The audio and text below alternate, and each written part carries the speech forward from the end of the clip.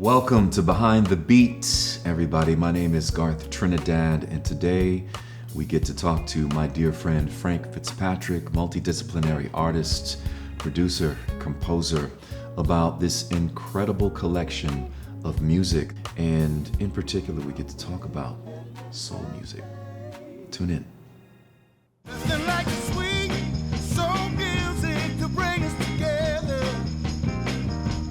Listen up, the band is playing our favorite song.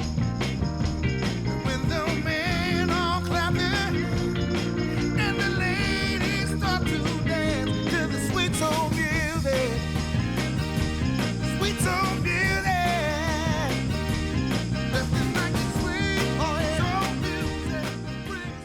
It is blatantly apparent that you are inspired and informed by where you come from. You know, Detroit informs your sound. Detroit, like, any other city, has a personality that informs the people that grow up there, are conditioned by it, are, massaged by it. It's in your music.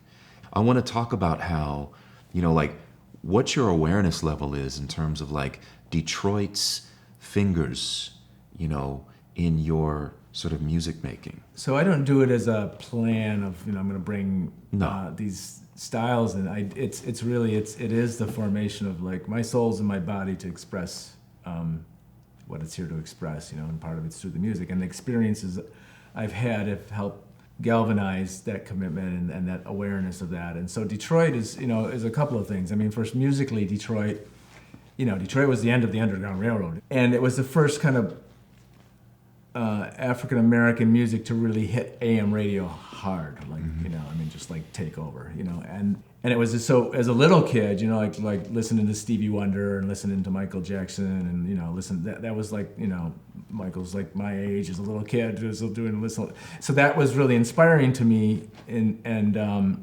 but then when it came to when I turned 11, 12, this is 71, Detroit blew up. I mean, it was probably the worst tragedy of a city in American history that nobody really knew about. Gil Scott-Heron, we almost lost Detroit. It's so serious. Gil Scott-Heron, and it went from being the number one middle-class city in Silicon Valley of America, poster child of the Industrial Revolution, where people could have a factory job and own a home, to just complete collapse, 30% unemployment, just disaster. And as a kid, it was I was a really sensitive artist kid, and it just tore me apart. I just didn't. There was no schools. Everything was boarded up. Shit was shut down. There was riots in the streets. It was a mess.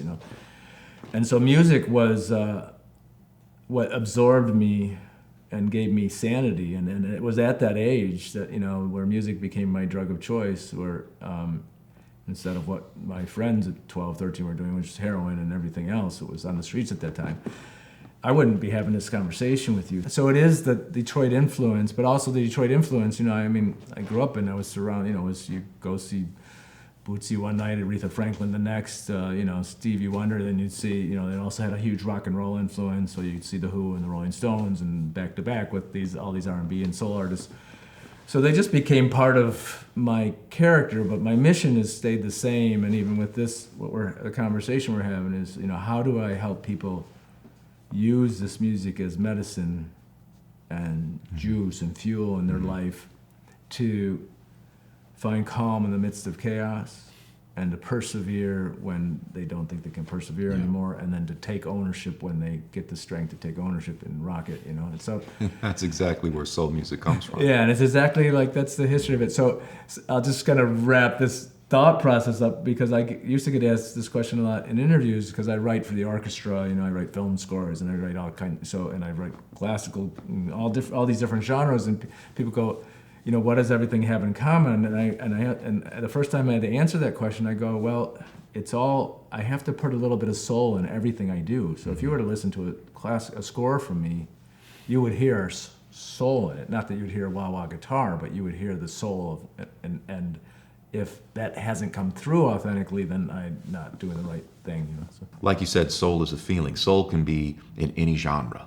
That's how I look at things as a programmer and a DJ. It's I'm a soul guy. But it's soul music is not just this one slice of things. It's in everything. Right. You can find it in everything. You know, soul has this possibility of making you feel good, but making you feel about something that's really important to like you at a real deep soul, heartfelt level, without, you know, shutting you down. And when you open up to that vulnerable space, and Curtis was so good about this, you know, there's a lot of uncomfortable stuff that can come up, but there's like, you do it in the bath of this sound and this music and this style and the voice of, you know, some of these artists that, it's life-saving for people. It's a great project, Frank. Soul Vision. Good stuff.